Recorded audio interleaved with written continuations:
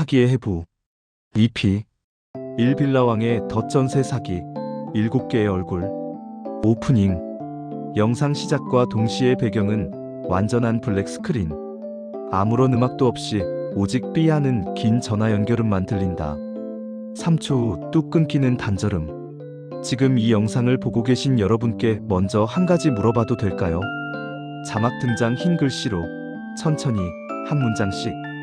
3초간 완전한 침묵. 화면은 그대로 블랙. 그렇다면 잠깐 멈춰주세요. 지금 하던 일을 잠시 내려놓고 이 영상에 집중해 주셨으면 합니다. 이건 드라마가 아닙니다. 이건 교양 프로그램도 아닙니다.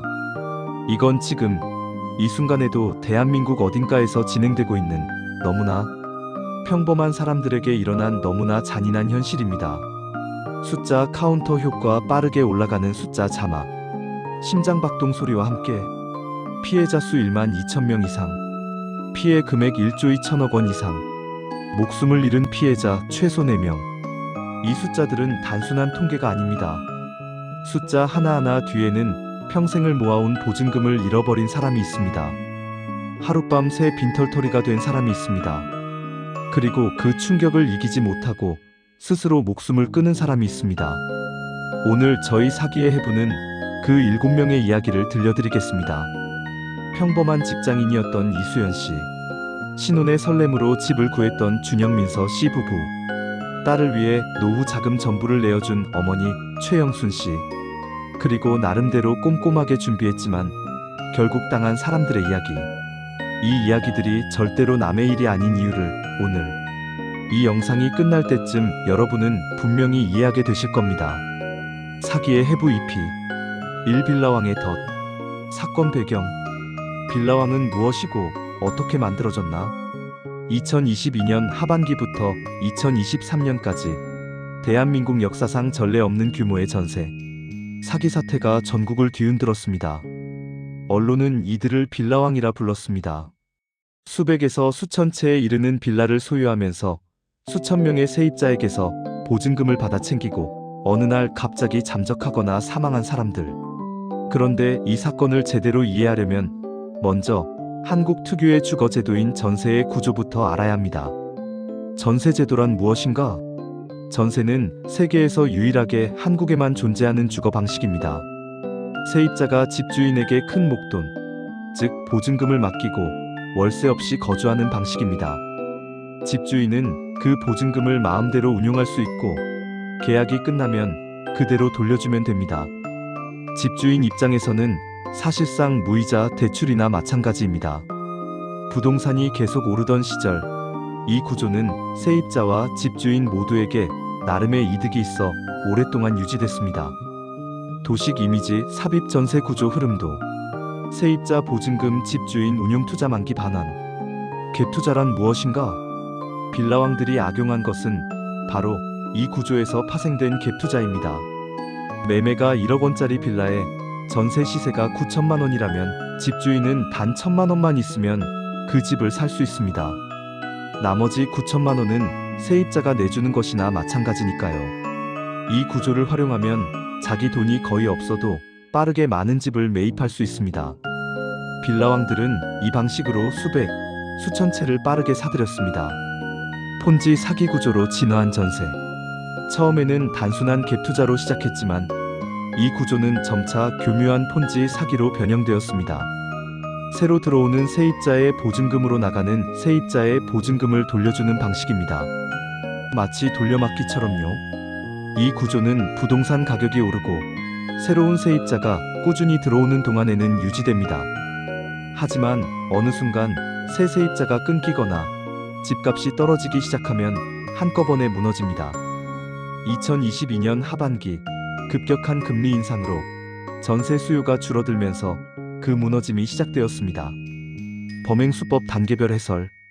1단계 공인중개사를 포섭합니다. 일부 부도덕한 중개인에게 건당 200만에서 500만 원의 뒷돈을 약속하고 세입자를 위험매물로 안내하도록 합니다. 세입자가 가장 믿는 전문가를 공범으로 만드는 것입니다. 2단계 허위거래로 시세를 부풀립니다. 서로 짜고 실제 거래인 척 허위 매매 신고를 반복해 공식 시세를 실제 가치보다 훨씬 높게 만들어 놓습니다. 이렇게 되면 전세 가율이 높아도 세입자가 의심하기 어렵습니다. 3단계 전세 계약을 맺고 보증금을 받습니다. 공인중개사가 세입자를 안심시키고 집주인은 철저히 신뢰할 만한 인상을 연출합니다. 4단계 세입자가 전입신고를 마치기 전 그 짧은 틈을 이용해 건물을 담보로 은행 대출을 받습니다. 세입자는 이 사실을 전혀 알 수 없습니다. 5단계 새로운 세입자를 계속 끌어들이며 돌려막기를 반복합니다. 결국 더 이상 버티지 못하는 순간이 오면 잠적하거나 혹은 건물이 경매로 넘어가게 됩니다. 이렇게 치밀하게 설계된 시스템 앞에서 세입자들은 아무것도 모른 채 피해자가 되어갔습니다. 지금부터 그 7명의 이야기를 하나씩 들어보겠습니다. 사연일 직장인 이수연 씨 31세. 5년을 모은 4,500만 원이 하룻밤에 사라졌다. 서울 외곽의 한 빌라촌. 밤 11시. 편의점 봉지를 한 손에 들고 골목을 걸어가는 31살 이수연 씨의 발걸음은 언제나 조금 느렸습니다. 오늘 하루도 야근이었고 내일도 야근이 예고되어 있었지만 저 모퉁이를 돌면 나오는 5층짜리 빌라만 보이면 왠지 마음이 놓였습니다. 10년 전 고향을 떠나 서울에 올라온 뒤 처음으로 자신의 이름으로 계약한 공간이었으니까요. 이수연 씨는 또래보다 유독 꼼꼼한 사람이었습니다. 월급이 들어오면 가장 먼저 적금 통장으로 자동이체를 걸었습니다. 회식 자리에서도 2차는 빠졌고 점심은 웬만하면 편의점 도시락으로 해결했습니다. 주말에는 알바도 뛰었습니다. 그렇게 5년을 모았습니다. 4,500만 원. 전셋집을 보러 가던 날 공인중개사는 그녀에게 이렇게 말했습니다. 중개사재연 이 동네에서 이 집이 제일 안전해요. 집주인도 오랫동안 여기서 관리해온 분이고 전세 가율도 적당하고 요즘 같은 시대에 이런 집 구하기 쉽지 않아요. 이수연 씨는 그 말을 믿었습니다. 계약서에 도장을 찍던 날 밤 그녀는 혼자 조용히 울었다고 합니다. 오랫동안 기다려온 순간이었으니까요. 그리고 1년 8개월이 지났습니다. 계약 만료 2달을 앞둔 어느 밤 모르는 번호에서 문자가 한 통 왔습니다. 자막 귀하가 거주 중인 건물이 현재 경매 진행 중입니다. 법원 사건 번호. 이수연 씨는 처음엔 스팸이라고 생각했습니다. 그런데 왠지 찜찜해서 법원 경매 사이트에 들어가 봤습니다. 주소를 입력했습니다. 그리고 화면에 뜬 주소를 보는 순간 손이 떨렸습니다. 이수연 씨 보이스오버 자신이 살고 있는 집 주소가 거기 있었어요. 제 집이. 아, 이게 뭐지 싶어서 바로 집주인한테 전화했는데 안 받는 거예요. 문자도 보냈는데 일십. 다음 날도 안 받고 그 다음 날도. 일주일이 지나도 아무 연락이 없었어요. 그때 알았죠. 아, 이게 진짜구나. 이수연 씨는 수소문 끝에 법률구조센터를 찾아갔습니다. 거기서 들은 말은 더 충격적이었습니다. 집주인이 그녀의 전세계약 직후 그 건물을 담보로 대출을 받아놨다는 것. 이미 근저당이 수억 원어치 잡혀 있었고 세금 체납도 상당했습니다. 경매가 끝난 뒤 이수연 씨에게 돌아온 돈은 0원이었습니다. 법적으로 그녀의 보증금은 은행 대출과 세금보다 순위가 한참 뒤였으니까요. 이수연 씨 보이스오버 판결문 받고 집에 오는 길에 편의점에 들렀어요. 도시락 사려고. 그런데 갑자기 그 생각이 나는 거예요. 이 도시락 하나 아끼려고 몇 년을 그렇게 살았는데 편의점 안에서 한참을 그냥 서 있었어요. 울지도 못하고 5년의 시간이 사라졌습니다. 야근 수당 하나 안 쓰고 커피 한 잔 참아가며 모은 4,500만 원. 법원 서류 한 장이 그 모든 것을 아무것도 아닌 것으로 만들어버렸습니다. 사연이 신혼부부 박준혁 김민서. 결혼 선물이 악몽이 됐다. 2021년 가을 박준혁 김민서 씨 부부는 결혼식 3개월 전부터 신혼집을 알아보기 시작했습니다. 두 사람이 연애하면서 함께 모은 돈과 양가, 부모님이 조금씩 보태준 돈을 합쳐 마련한 보증금은 6,800만 원. 두 사람은 여러 곳을 다녀봤지만 베란다에서 노을이 보이는 그 집을 보는 순간 마음이 정해졌다고 합니다. 박준혁 씨 보이스오버 민서가 베란다 서서 저한테 이러는 거예요. 여기서 오래 살고 싶다고. 저도 그때 그런 생각했어요. 이 집에서 아이도 낳고 첫 번째 크리스마스도 보내고 계약하고 나오면서 진짜 기분이 좋았어요. 결혼식 날 하객들이 던져준 축복 속에서 두 사람은 그 빌라의 문을 열었습니다. 첫날 밤 아직 짐도 다 풀지 못한 채 베란다에 나와 노을을 바라보며 앞으로의 삶을 이야기했습니다. 1년 6개월이 지났습니다. 어느 날 준혁 씨는 퇴근하다 스마트폰 뉴스 알림 하나를 무심코 클릭했습니다. 자막 인천 일대 빌라 수백 채, 전세 사기 집주인 잠적, 피해자 수백 명. 뉴스에 나온 지역 이름, 자신이 사는 바로 그 동네였습니다. 준혁 씨는 발걸음을 멈췄습니다. 그리고 전속력으로 집으로 뛰어갔습니다. 박준혁 씨 보이스오버 집에 들어가자마자 민서 손잡고 노트북 켰어요. 인터넷 등기소에서 등기부등본 뗐는데 우리 계약할 때는 없었던 근저당이 잔뜩 잡혀 있는 거예요. 민서가 저한테 우리 어떻게 되는 거야? 하는데 그때 민서가 임신 7개월이었거든요. 아무 말도 못했어요. 그냥 손만 잡고 있었어요. 이후 진행된 경매 결과 6,800만 원 중 은행 대출과 세금을 먼저 정산하고 남은 금액으로 부부에게 돌아온 돈은 230만 원이었습니다. 두 사람은 태어날 아이 기저귀 값도 빠듯한 월세방으로 짐을 옮겼습니다. 김민서 씨 보이스오버 이사하는 날 베란다에서 마지막으로 노을 한번 보고 싶었는데 못 봤어요. 이삿짐 다 나르고 나서 혼자 한 번 더 올라갔는데 노을이 너무 예뻤어요. 그냥 거기 서서 울었어요. 아기 배 쓰다듬으면서 우리 애한테 미안해서. 민서 씨는 그날 이후 베란다가 있는 집에 들어가지 못한다고 했습니다. 노을만 보면 눈물이 난다고. 그래서 지금 사는 월세방은 일부러 창문이 없는 방 쪽을 골랐다고 했습니다. 구독 앤드 좋아요. 잠깐 여기서 한 말씀 드려도 될까요? 지금 들려드린 이수연 씨 그리고 준혁 민서 씨 부부의 이야기, 이분들이 이 영상을 보고 계실 수도 있습니다. 저희가 이 이야기를 세상에 꺼낸 건 단 하나의 이유 때문입니다. 이 이야기가 더 많은 분들께 닿아서 단 한 명이라도 피해를 막을 수 있었으면 하기 때문입니다. 아직 구독 안 하신 분들 지금 채널 구독 버튼 눌러주시고 좋아요도 꾹 눌러주세요. 그리고 알림 설정도 꼭 해주시면 다음 에피소드가 나올 때 바로 알 수 있습니다. 여러분의 구독 하나가 이런 영상을 계속 만들 수 있는 힘이 됩니다. 그럼 계속하겠습니다. 사연 3 최영순 씨 62세. 딸 걱정에 내 노후가 사라졌다. 62살 최영순 씨는 30년 넘게 경기도 외곽의 작은 공장에서 일했습니다. 청력이 조금 나빠졌고 허리도 예전 같지 않았습니다. 그래도 새벽 오시면 일어나 첫 버스를 탔습니다.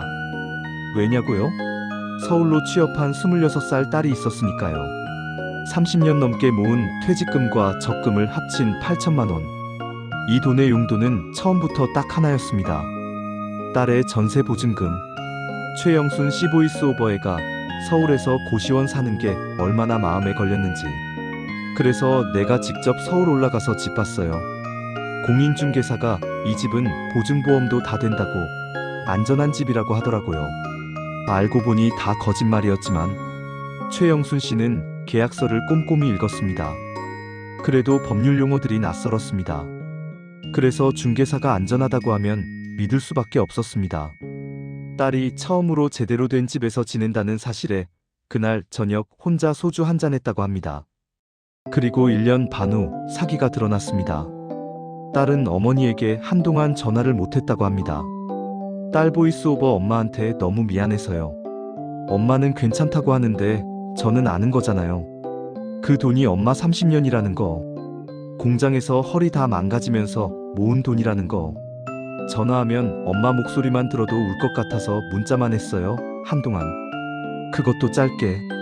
최영순 씨는 사기 사실을 알고 난 뒤 며칠을 아무것도 못 먹었다고 합니다. 그래도 딸한테는 엄마 괜찮아? 건강한 게 어디야? 라고만 했습니다. 그리고 지금 최영순 씨는 62살에 다시 공장에 나갑니다. 최영순 씨 보이스오버 딸한테 미안하지 뭐. 내가 좀 더 꼼꼼히 봤어야 했는데. 근데 이제 와서 후회해봤자지. 딸이 너무 미안해하니까 그것도 마음이 아파요. 그 애가 뭘 잘못했냐고. 나라도 건강하게 더 일해야지. 딸은 지금도 매달 용돈을 드리려 하지만 최영순 씨는 번번이 거절합니다. 네가 쓰거라 하면서. 그 말이 사실은 내 탓이 아니다라는 말이라는 걸 딸은 알고 있다고 했습니다. 사연사 정태양 씨 35세. 공인중개사를 믿었던 게 죄였다. 35살 정태양 씨는 이 사기 사건 피해자 중 유독 꼼꼼하게 준비한 경우에 속합니다. 계약 전 등기부등본을 직접 발급해 확인했고 집주인의 신분증도 확인했습니다.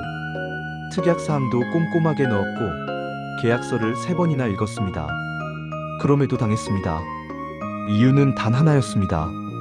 그를 안내한 공인중개사가 공범이었기 때문입니다.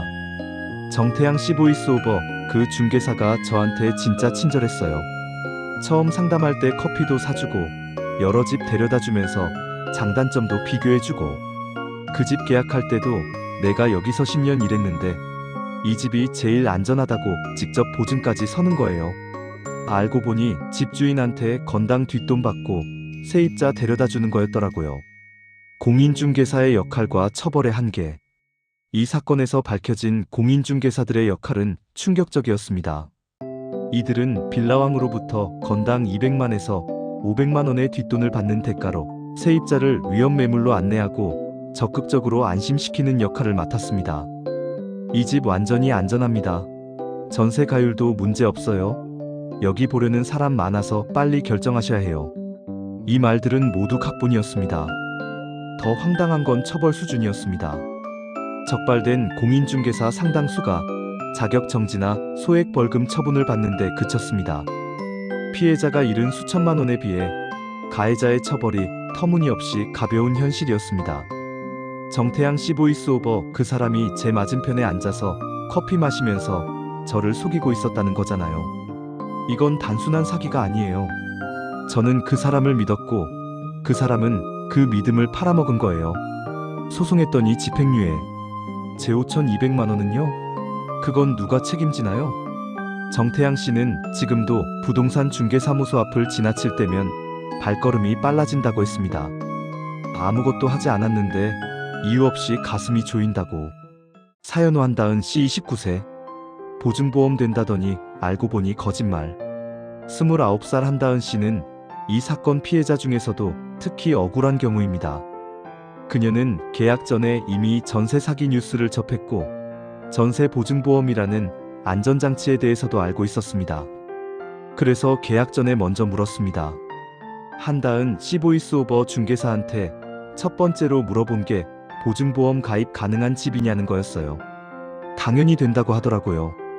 그 말 믿고 계약했는데 막상 H유지에 가입 신청하니까 불가 뜨는 거예요. 전세 가율이 너무 높다고. 전세 보증보험이란 무엇인가? 전세 보증보험은 H유지 주택도시보증공사나 SGI 서울보증이 제공하는 제도로 집주인이 보증금을 돌려주지 못할 경우 보증기관이 대신 지급해주는 보험입니다. 세입자가 매달 소액의 보험료를 납부하면 됩니다. 그런데 이 보험에는 가입 조건이 있습니다. 전세 가율이 100% 미만이어야 합니다. 즉, 전세 보증금이 매매가보다 낮아야 한다는 뜻입니다.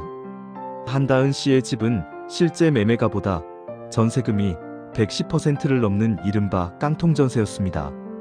중개사는 이 사실을 알면서도 된다고 말했습니다. 나중에 밝혀진 바에 따르면 그 중개사는 집주인으로부터 건당 수수료를 받는 구조였습니다. 한다은 씨 보이스오버 보증보험 안 된다는 걸 처음부터 알았으면 절대 계약 안 했죠. 그 한마디 때문에 4천만 원이 날아간 거잖아요. 신고하고 소송했더니 결국 집행유예. 법원에서 나오는 길에 주저앉아서 울었어요. 제가 뭘 잘못한 건지 확인하고 또 확인했는데. 한다은 씨는 지금 부모님 집에 살고 있습니다. 29. 또래 친구들이 하나둘 독립할 때 그녀는 다시 짐을 꾸려본가로 돌아갔습니다. 독립하고 싶지 않은 게 아니라 다시 독립할 자신이 아직 없다고 했습니다. 두 번째 구독 멘트. 잠깐 여기서 한 번 더 말씀드릴게요. 지금 이 영상을 보고 계신 분들 중 주변에 전세 사는 분이 계신다면 이 영상 링크를 꼭 보내주세요. 말로 설명하기 어려운 걸 이 영상이 대신 전해드릴 수 있습니다. 그리고 아직 좋아요 안 누르셨다면 지금 꾹 눌러주세요. 이 영상이 더 많은 분께 닿을수록 더 많은 피해를 막을 수 있습니다. 좋아요 하나가 한 사람을 지킵니다. 계속하겠습니다. 사연 6 구본철 씨 41세. 잔금 당일 밤 이미 늦었다. 41살 구본철 씨의 사연은 이 사건에서 가장 교묘한 수법이 사용된 케이스 중 하나입니다. 계약 당일 그가 직접 발급한 등기부등본에는 아무 문제가 없었습니다. 근저당도 없었고 압류도 없었고 가처분도 없었습니다.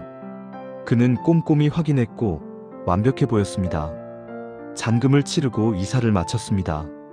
새 집에서 맞는 첫날 밤 아직 짐도 풀지 못한 채 치킨 한 마리를 시켜 혼자 마셨습니다. 내일 전입신고를 하면 모든 게 완료된다는 생각에 기분이 좋았습니다. 그런데 다음날 아침 주민센터에서 전입신고를 마치고 직원의 권유로 등기부등본을 한 번 더 떼봤습니다. 구본철 씨 보이스오버 화면 보는데 눈을 의심했어요. 어제 없었던 근저당이 잡혀있는 거예요. 날짜를 보니까 어제 날짜예요. 제가 이사하고 짐 풀고 치킨 먹던 그 시간에 집주인이 이 건물로 대출을 받고 있었던 거예요. 하룻밤에 틈 법적 공백을 노린 수법. 이 수법은 법적 공백을 정확하게 겨냥한 것이었습니다.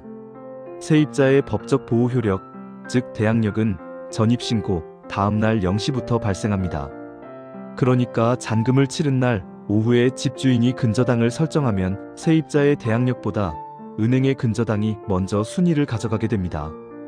단 하룻밤의 차이로 5,500만 원의 순위가 뒤로 밀린 것입니다.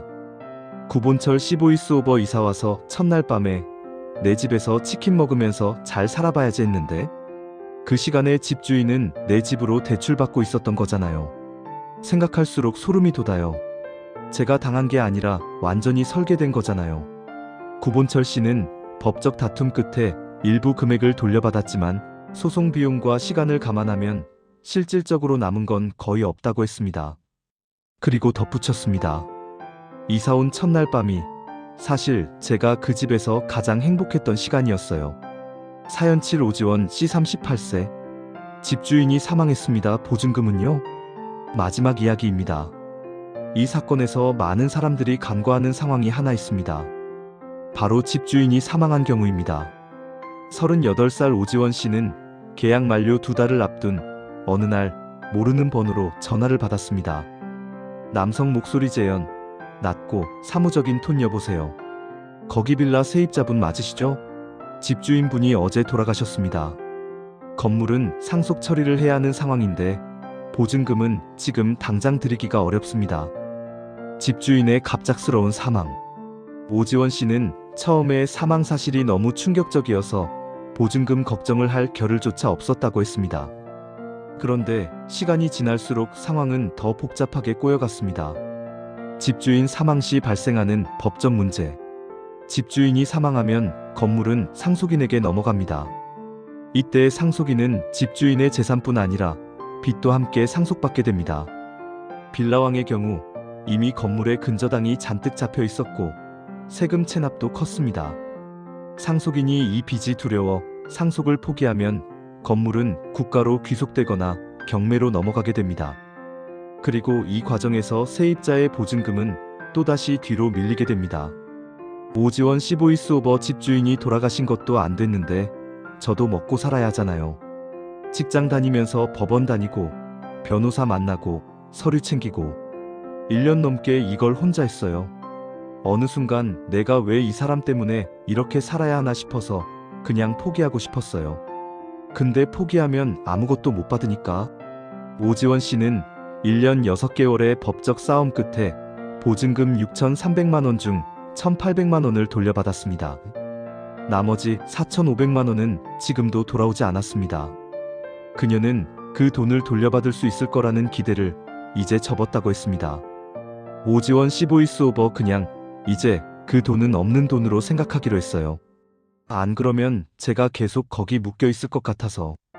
근데 이상하게 그 생각하고 나서 더 우울하더라고요. 포기하는 것도 힘들어요. 7명의 이야기. 이수연 씨. 박준혁 김민서 씨 부부, 최영순 씨, 정태양 씨, 한다은 씨, 구본철 씨, 오지원 씨. 나이도 상황도 준비의 정도도 모두 달랐던 이들. 하지만 한 가지는 같았습니다. 단 하나도 잘못한 게 없었다는 것. 왜 막을 수 없었나? 이쯤 되면 당연한 의문이 생깁니다. 왜 아무도 이걸 막지 못했을까요? 피해자가 수천 명, 피해액이 수천억 원에 달하는 이 사건이 왜 이렇게 커질 때까지 방치됐을까요? 이유는 크게 세 가지입니다. 첫 번째 이유, 등기부등본의 한계. 등기부등본은 계약 시점의 상태만 보여줍니다. 세입자가 오전에 확인했어도 오후에 집주인이 근저당을 설정할 수 있습니다. 잔금을 치른 날 오후부터 전입신고 다음 날 0시까지 그 짧은 법적 공백이 피해자를 양산했습니다. 이 공백을 메우는 입법 논의가 사건이 터지고 나서야 시작됐습니다. 두 번째 이유, 검증 시스템의 부재. 세입자는 집주인의 세금 체납 여부를 계약 전에 알 수 없었습니다. 집주인이 다른 주소에 얼마나 많은 근저당을 가지고 있는지도 알 수 없었습니다. 정보는 집주인과 기관 사이에만 있었고 가장 피해를 입을 수 있는 세입자는 철저히 배제되어 있었습니다. 2023년에야 세입자가 임대인의 세금 체납 열람을 신청할 수 있는 제도가 생겼습니다. 너무 늦은 조치였습니다. 세 번째 이유, 경고를 무시한 시스템. 2019년 이미 깡통전세 위험 경고가 학계와 일부 언론에서 나왔습니다. 전세 가율이 지나치게 높아지고 있다는 분석, 갭 투자가 위험 수위에 달했다는 경고가 있었습니다. 그러나 부동산 호황기에 시장을 규제하는 건 정치적으로 쉬운 선택이 아니었습니다. 경고는 무시됐고 2022년 시장이 꺾이면서 수천 명이 한꺼번에 피해를 입었습니다. 이 세 가지 구조적 문제가 해결되지 않은 채로 수천 명이 피해자가 됐습니다. 그리고 그 책임은 범죄자에게, 제도에게, 이를 방치한 시스템에 있습니다. 지금 당신을 지키는 법. 실전 예방 체크리스트 5가지.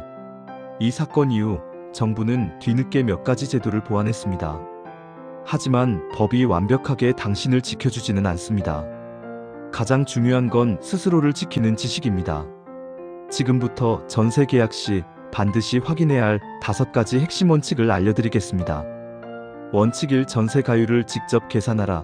기준 80% 미만. 전세 가율은 전세 보증금을 매매가로 나눈 비율입니다. 이 비율이 80%를 넘으면 위험 신호로 봐야 합니다. 중개사가 알려주는 시세를 그대로 믿지 마세요. 국토교통부 실거래가 공개 시스템에서 최근 6개월 이내의 실제 매매 거래가를 직접 확인하세요. 비슷한 층수, 비슷한 면적의 실거래 사례를 찾아 비교하는 것이 가장 정확합니다. 원칙 2. 잔금 당일 오전. 등기부등본을 반드시 다시 확인하라.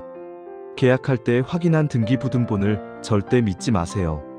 잔금을 치르는 당일 오전, 집을 나서기 전에 인터넷 등기소에서 한 번 더 발급해서 확인하세요.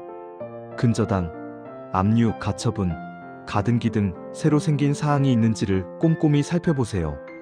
만약 새로 생긴 항목이 있다면 즉시 계약을 보류하고 전문가와 상담하세요. 원칙 3. 잔금 당일. 전입신고와 확정일자를 바로 맞춰라. 잔금을 치른 바로 그날, 가능하면 오전 중에 관할 주민센터에 가서 전입신고와 확정일자를 받으세요. 대항력은 전입신고 다음 날 0시부터 효력이 생기기 때문에 잔금날 처리해야 하루라도 빠릅니다. 단 하루의 차이가 수천만 원의 순위를 바꿀 수 있습니다. 이것은 아무리 강조해도 부족하지 않습니다. 원칙 4. 전세 보증보험 가입 가능 여부를 먼저 확인하라. 계약하기 전 HUG 주택도시보증공사나 SGI 서울보증 홈페이지에서 해당 집의 보증보험 가입 가능 여부를 먼저 조회하세요. 중개사 말만 믿으면 안 됩니다. 직접 해당 주소를 입력해서 가입 가능 여부를 확인하세요. 가입이 안 되는 집이라면 아무리 좋아 보여도 다시 한번 깊이 생각해 보세요. 보증보험 가입 가능 여부가 그 집의 안전도를 보여주는 중요한 지표입니다. 원칙 5. 집주인의 세금 체납 내역을 열람하라. 2023년부터 임차인은 임대인의 세금 체납 내역을 열람할 수 있게 됐습니다. 계약 전 집주인에게 동의를 받아 세금 체납 여부를 확인하세요. 만약 집주인이 이 요청을 거부한다면 그 자체가 큰 경고 신호입니다. 체납액이 상당하다면 계약을 피하는 것이 안전합니다. 이 한 가지만 확인했어도 오늘 소개해드린 피해자 중 상당수는 피해를 막을 수 있었을 겁니다. 이 5가지를 모두 지키는 것이 번거롭게 느껴질 수 있습니다. 하지만 오늘 이야기를 들으셨다면 이 과정이 번거로운 게 아니라는 걸 아실 겁니다. 이것이 내 전 재산을 지키는 최소한의 방어막입니다. 클로징, 마무리 엔드 다음 화 예고. 2023년 2월 인천에서 30대 전세 피해자 한 분이 스스로 생을 마감했습니다. 그분이 남긴 마지막 말은 이것이었습니다. 저는 아무 잘못도 하지 않았습니다. 그 말이 맞습니다. 아무 잘못도 하지 않았습니다. 열심히 일하고 열심히 모으고 꼼꼼하게 확인하고 믿을 만한 사람의 말을 믿었을 뿐입니다. 그게 잘못이 될 수 없습니다. 잘못이 있다면 그건 치밀하게 범죄를 설계한 사람들에게, 안내해야 할 자리에서 공범이 된 사람들에게, 그리고 수년간 경고가 있었음에도 이를 외면한 시스템에 있었습니다.